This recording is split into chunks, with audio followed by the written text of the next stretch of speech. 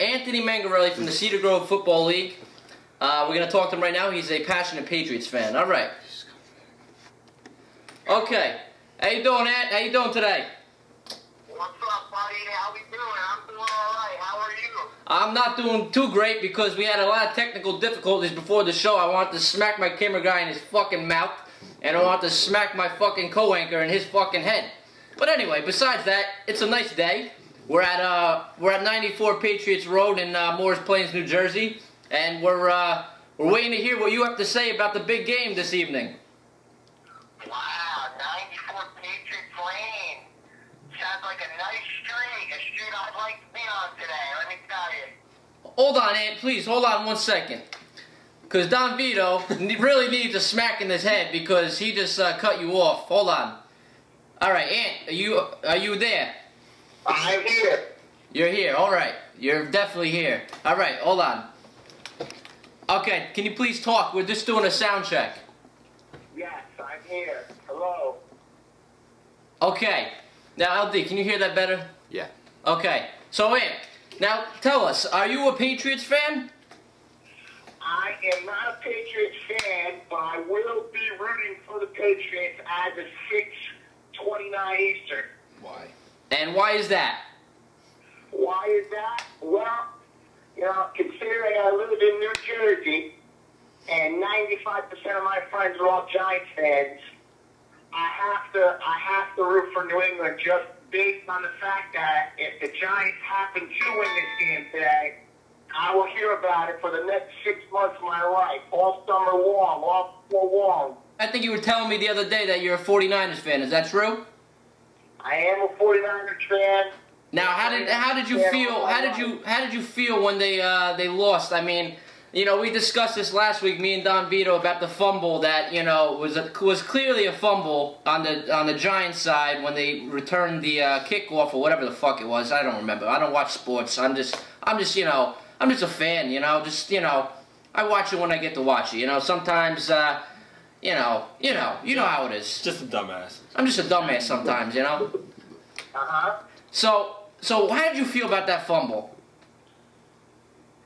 Well, how do I feel about the fumble in overtime? Is that what you're asking me? I think so. I think it was overtime. Maybe it was the first quarter. I don't remember. You know. Well, if we really want to flash back, Kyle Williams in the first half, he should have let a punt go, and he dove and caught it, and it was very, very scary. And I remember saying, oh, my God, this kid's back there today. We're going to have a problem with him. And you can ask one of my friends. I clearly stated, I know this kid's going to fumble a ball today. The one that he let bounce and hit off of him is the one that really bothers me. It comes to the point of football 101. I know when I was taught as a kid, when you're returning a punt, you either fair catch it or make sure you're going to catch it. And if you're not, get the hell out of the way. That's what I was told. How an NFL player with a chance to go to the Super Bowl on the line allows the ball to bounce and hit off his leg and then not even go for the ball. Just like it didn't hit. Like they weren't going to see on the replay. It was surreal to me. I was at an angry level 11 on a scale of 1 through 10. I could have done damage to my house. That's how angry I was that this guy didn't hold on to that football. Have you seen the movie Little Giants before? Yes, I have. Yes, Now, do you think maybe that receiver should have he should have put that fucking super glue on his hands? You know, maybe things would have been different? Yeah. Okay, but also, were you one of the guys to send the death threat letter to his house? You know, I wasn't a part of it. I wasn't a part of that personnel grouping that decided to write death threats to Kyle Williams. If I saw him on the street, I may have a few selective words for him. But can you describe to us what those? To threaten his family and himself on a football game. Can you describe to us some of those words that you would have to say to Kyle Williams? Oh, man. I would have told him he ruined my fucking day, number one. You know, a 5-win team from last year was 1 quarter away from going to the Super Bowl, and I would tell you he single-handedly got us back the opportunity to play for the Super Bowl. We were supposed to get a Giants fan on the line with you. We attempted to call him, but he just didn't answer his phone call. I mean, maybe he's afraid to talk to you. Maybe, I don't know. I mean, what do you have to say to him? Or any Giants fan in particular? I'll be honest, I was looking forward to having a debate discussion with the Giants fan because, you know, I think a lot of Giants fans, you know, realize, okay, winning the Super Bowl, but if you would have asked them 2 months ago after they lost to the Washington Redskins at home, would this New York Giants team make it to the Super Bowl, most of them would have said no. Most of them would have been happy with just making the playoffs. And, you know, it does remind me a lot of 2007, and that's the part that kills me the most, is that the Giants won all the games on the road. They didn't win every game because they should have won. They just found a way to win these games, and it's just like 2007.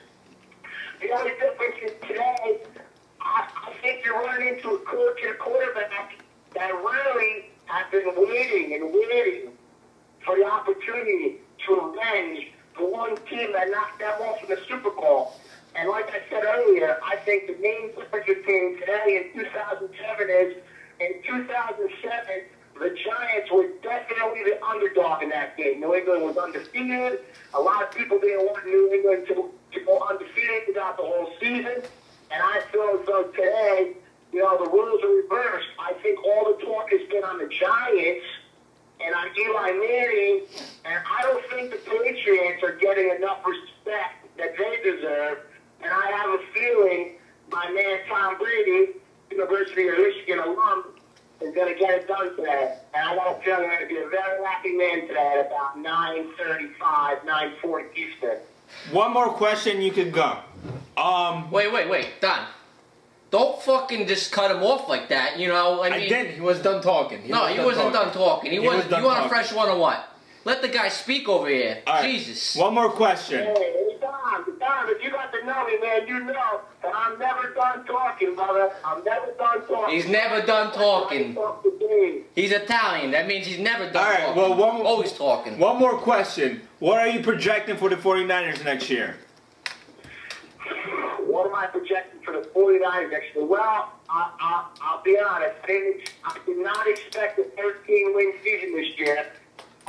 By watching the way our defense performed this season, I mean, I could see at least a 10 to 11 win season next year with a playoff berth. Thank you, Ant. One last thing. We were talking earlier about speeches that we would like to give, you know, our teams. If we were coaches and, you know, we had to give a speech, you know, we were just, like, you know, talking about what speeches we would give to our teams. Do you have a speech for the Patriots that you would like to express? If I was the coach of the Patriots and I had to make a speech today, there would be a few things I would say. I would definitely say, you know, forget about 2007. What'd you just say? What'd you just say? Forget about what? Forget about it, right? Forget about it. Forget about it. I would say, listen, forget about all the what happened in 2007. This is a new year. This is a new game. As you could see all week long, you know, we haven't been getting the respect we deserve. All the talk is about the Giants. I would basically say, you know what? Let's go out there today and do our talking on the field.